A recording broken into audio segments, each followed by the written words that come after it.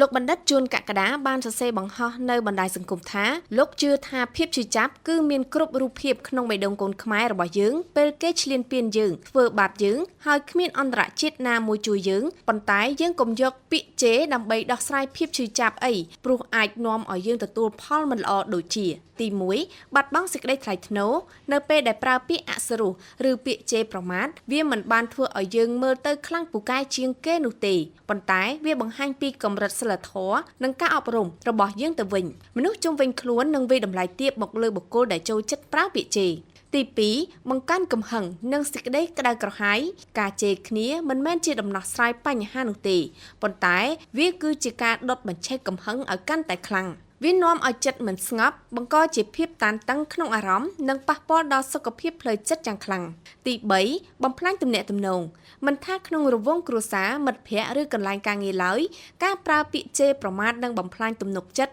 និងសេចក្តីស្រឡាញ់របួសដែលបង្កដោយសម្ដីពេលខ្លះពិបាកនឹងព្យាបាលជាងរបួសលើរាងកាយទៅទៀតទី4គ្រោះថ្នាក់ដល់រាងកាយចំនួនពាក្យសម្ដីច្រើនតែជាចំណុចចាប់ផ្ដើមនៃអំពើហិង្សា